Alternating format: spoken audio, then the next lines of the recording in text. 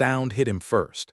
It wasn't a scream, it wasn't a tantrum, it was a low, rhythmic hiccup of a sound. The kind of sound a child makes, when they have been crying for a long time, when they have run out of energy to scream and all that's left is the exhaustion. Mark stopped his cart. The wheels squeaked against the white linoleum of aisle 12. He looked down at his own daughter, Sarah. She was 5. She was holding a box of sugary cereal he had promised he wouldn't buy. But he had bought it anyway because it was Tuesday, and Tuesdays were hard. Sarah looked up at him. Her eyes were wide. "Daddy," she whispered, "someone is sad." Mark felt the hair on the back of his neck stand up. He left the cart. He walked past the towering shelves of diapers and formula, past the wet wipes and the baby shampoo, and there she was. She couldn't have been more than 2 years old. She was standing perfectly still, in the center of the aisle. She was wearing a pink dress that had been washed so many times. The color was fading to white. Her shoes were plastic sandals. One of the straps was broken. But it wasn't the shoes that made Mark's stomach drop. It wasn't the fact that she was alone in a massive superstore at 8:30 on a Tuesday night. It was the piece of paper. A folded sheet of yellow notebook paper, pinned to the front of her dress with a safety pin. Mark looked around. He scanned the aisle, left, right, empty. The fluorescent lights hummed overhead. A cold, electric buzz that suddenly felt deafening. He took a step toward the girl. She flinched. She took a tiny step back, her little hands clutching the hem of her dress. "Hey," Mark said. His voice came out scratchy. He cleared his throat. "Hey there, sweetie, it's okay." He crouched down. He made himself small. "Where's your mommy?" The little girl didn't speak. She just pointed a shaking finger at the paper pinned to her chest. Mark reached out. His hand trembled. He unpinned the note. He unfolded it. The handwriting was jagged, rushed. There were tear stains on the ink, making the blue letters bleed into the yellow paper. He read the first line, then he read the second, and the air left his lungs. It felt like someone had swung a sledgehammer into his ribs. He sat back on his heels, right there on the dirty Walmart floor. He stared at the note. Then he stared at the girl, and for the first time in 10 years. Mark didn't know what to do. He didn't know that 20 feet away, a security guard was turning the corner. He didn't know that the decision he was about to make would cost him his job. All he knew was what was written on that paper, 3 sentences that would haunt him for the rest of his life. Mark had been a single dad for 4 years. He knew what tired looked like. He knew the gray circles under the eyes, the coffee that didn't work anymore, the constant, gnawing fear that you were one paycheck away from disaster. When his wife died, he had fallen into a hole so deep he didn't think he'd ever climb out. He remembered the nights he sat at the kitchen table, counting pennies for milk. He remembered the shame of having to ask his brother for rent money, so when he looked at the little girl in aisle 12, he didn't see a stranger. He saw a mirror. He looked at the note again. "Her name is Maya. I have 24 hours to find a job or we lose the car. I can't take her to the interview. Please watch her for 1 hour. I'm watching from the door if I don't get this job. We die, I'm watching from the door." Mark's head snapped up. He looked down the long main concourse towards the front entrance. The sliding glass doors were 200 yards away. It was dark outside. He couldn't see anything but the reflection of the store lights, but he felt it. He felt eyes on him. "Daddy?" Sarah tugged on his sleeve. "Is she lost?" Mark shoved the note into his pocket. He did it fast. Instinctively, he didn't want anyone else to see it, because he knew what people would say. He knew what the world did to mothers who left their children in Walmart aisles. They didn't ask why. They didn't ask about the desperation. They called the police. They called Child Protective Services. They put the kid in a system that chewed them up and spit them out. Mark knew that system. He had been a foster kid for 6 years. He looked at Maya. She was staring at Sarah's box of cereal. "She's hungry." Mark whispered. He stood up. He offered his hand to Maya. She didn't take it. She just stared at him with big, brown, terrified eyes. "Excuse me." The voice came from behind him, sharp, nasal. Mark turned around. A woman in a blue vest was standing there, a name tag pinned to her chest read, "Brenda, manager." She was looking at Maya, then she looked at Mark. "Is this your child, sir?" The question hung in the air. Mark's heart hammered against his ribs. If he said no, Brenda would follow protocol, code Adam, lockdown, police. Within 10 minutes, the mother, whoever she was watching from the darkness, would be in handcuffs, and Maya would be in the back of a squad car. Mark looked at Brenda. He saw the suspicion in her eyes. He saw the way her hand was hovering over the walkie-talkie on her hip. He looked back at Maya. He thought about the note. "I'm watching from the door." He thought about the job interview, the car they lived in. He took a breath. "Yes," Mark lied. His voice was steady, too steady. "She's my niece. I'm watching her for my sister." Brenda narrowed her eyes. She looked at Maya's dirty dress. Then she looked at Mark's clean flannel shirt. She looked at the broken sandal. She didn't buy it. "Why is she crying?" Brenda asked. "She wants a toy," Mark said quickly. "You know how it is, terrible twos." He forced a laugh. It sounded hollow. Brenda didn't smile. She unclipped the walkie-talkie. "Sir, we had a report of an unaccompanied minor in aisle 12. A customer said they saw this child standing here alone for 10 minutes. Mark stepped between Brenda and the girl. He made his shoulders wide. "Like I said, she's with me. I was just grabbing diapers." I stepped away for a second. Brenda pressed the button on her radio. "Security to aisle 12. The static noise of the radio seemed to fill the entire store. Mark felt the walls closing in.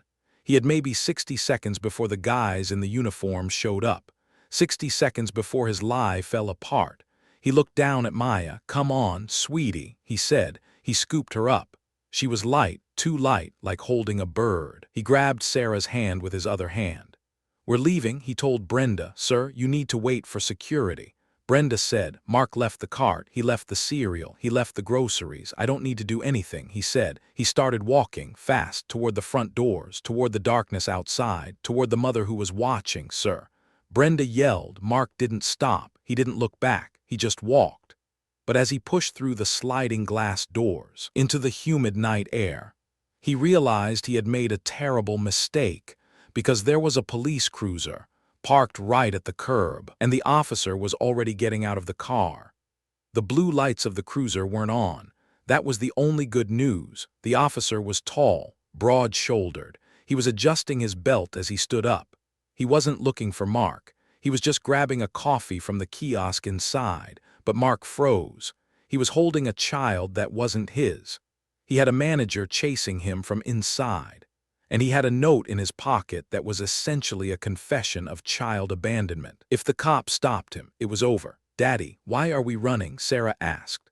Her voice was loud, too loud in the quiet parking lot. Mark shushed her gently. "We're playing a game, honey, the quiet game." He scanned the parking lot. Rows and rows of cars under the yellow sodium lights. "I'm watching from the door." Where was she? He looked for a woman, a car, anything. He saw a rusted sedan 3 rows back. The engine was running, the exhaust was sputtering, coughing out gray smoke. Inside, the dome light was on. A woman was slumped over the steering wheel. That had to be her. Mark started moving toward the car. He kept his head down. He shielded Maya's face with his shoulder, behind him. The automatic doors whooshed open. He's running into the lot. Brenda's voice echoed against the concrete. The police officer turned. He dropped his coffee cup. "Hey," the officer shouted. "You, stop." Mark's heart stopped. He was 50 feet from the rusted sedan. He could stop. He could explain. He could show the note, but if he did, the woman in that car would lose everything. She would lose the job she was trying to get. She would lose her daughter. Mark made a choice. He ran. He wasn't an athlete. His knees were bad from years of laying concrete, but he ran. He sprinted toward the sedan. "Get in the car," he yelled at the windshield. The woman inside jumped. Her head snapped up. She saw a strange man running at her with a child in his arms. Her eyes went wide with terror. She fumbled for the gear shift. She was going to drive away. She thought he was taking her baby. "Wait!" Mark screamed. "I have her. I have Maya." The woman froze. She saw the pink dress. She slammed the car into park and threw the door open. She stumbled out. She was wearing a suit jacket that was too big for her over a t-shirt. She had no shoes on. "Maya!" she screamed. Mark reached the car. He was gasping for air. Behind him, he heard heavy boots hitting the pavement. The cop was close. "Take her," Mark said. He thrust the toddler into the woman's arms. The woman grabbed her child, burying her face in the girl's neck, sinking to the ground. Mark turned around. He put his hands up. The police officer was 10 feet away, hand on his holster. "Get on the ground," the officer roared. Mark dropped to his knees. He put his hands behind his head. Sarah started to cry. She grabbed Mark's leg. "Daddy, Daddy, it's okay. Baby," Mark said calmly, "it's okay." The officer kicked Mark's legs apart. He grabbed Mark's wrists. "You want to tell me why you're kidnapping kids from Walmart?" The officer growled. "I didn't kidnap her," Mark said. His face was pressed against the asphalt. The grit dug into his cheek. "I was returning her." The officer cuffed him. The metal clicked shut. Cold, tight. Brenda arrived a second later, out of breath. "That's him. That's the guy. He claimed she was his niece. I'm filing a report." The woman by the car stood up. She was holding Maya so tight her knuckles were white. "Officer, please," she yelled. Her voice was shaking. "He didn't take her. I left her." The silence that followed was heavier than the humid air. The officer stopped.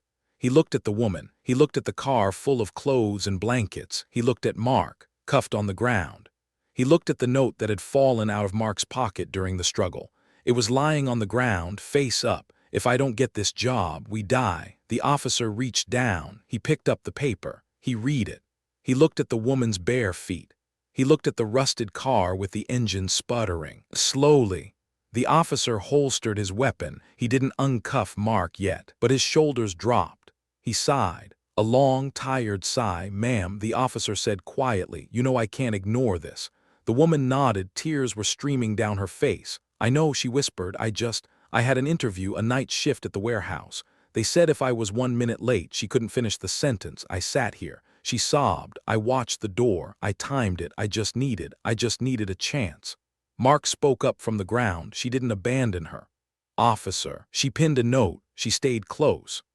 Mark turned his head to look at the cop. "If you arrest her, that baby goes to foster care tonight. You know that." The officer looked at Maya. She was clinging to her mother, silent now. He looked at Mark. He pulled the key out of his belt. He leaned down and unlocked the handcuffs. "Stand up," the officer said. Mark stood. He rubbed his wrists. Brenda stepped forward. "Are you serious? She left a child in my store. I'm filing a report." The officer looked at Brenda. "Ma'am," he said. His voice was hard. "I didn't see a child left in the store." Brenda's mouth dropped open. "I saw a father returning a lost child to her mother in the parking lot." The officer stared at Brenda until she took a step back. "Whatever you think you saw inside, I suggest you forget it, unless you want to spend the next 3 hours filling out paperwork, while I interview every single customer in your store." Brenda huffed. She looked at Mark with pure venom. Then she turned and marched back toward the sliding doors. The officer turned to the mother. He reached into his pocket. He pulled out a $20 bill. "Get some gas," he said, "and don't ever do that again." The woman took the money. She was shaking. "Thank you. Oh my God, thank you." The officer walked back to his cruiser. He didn't look back. Mark stood there, alone with the woman and the 2 girls. He looked at her car. He saw the piles of clothes, the cooler in the back seat. "Did you get the job?" Mark asked. The woman wiped her eyes. She let out a dry, broken laugh. "No. I was 5 minutes late because I couldn't find a parking spot where I could see the doors." She looked down at Maya. "I lost the job, and I almost lost her." She looked at Mark. "Thank you for lying for me." Mark nodded. He walked over to his own truck. "Wait here," he said. He opened his door. He reached into the glove box. He pulled out an envelope. It was his rent money. $1,200 in cash. He had been saving it for 3 weeks. He walked back to the woman. He held out the envelope. "Mark." "No," she said. "I can't take it." Mark said, "It's not a gift. It's a loan." He pressed it into her hand. "Get a room for a week.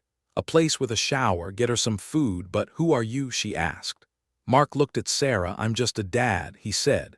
He reached into his pocket and pulled out a business card. It was for the construction company he worked for. "Call this number tomorrow at 7 a.m., he said. "Ask for Mark. We need a receptionist. The pay isn't great, but it's steady, and you can bring Maya. My boss doesn't care as long as you answer the phones." The woman looked at the card, then at the money, then at Mark. She didn't say anything. She couldn't. She just grabbed his hand and squeezed it. Mark squeezed back. "Go," he said. "Get her out of this heat." She nodded. She buckled Maya into the car seat in the back. She got into the driver's seat. The engine coughed, then roared to life.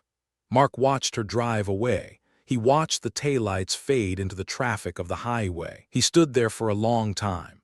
"Daddy?" Sarah was tugging his hand again. "Are we poor now?" she asked. She had seen him give the envelope away. She knew what the white envelope meant. Mark looked down at his daughter. He picked her up. He held her close. He smelled the strawberry shampoo in her hair. "No, baby," he whispered. He thought about the officer walking away. He thought about the mother getting a second chance. He thought about the empty space in his glove box, where the rent money used to be. "We're not poor," Mark said. "We're rich. We have everything that matters." He carried his daughter to the truck. They drove home with the windows down. The air smelled like rain, and for the first time in 4 years, Mark could finally breathe.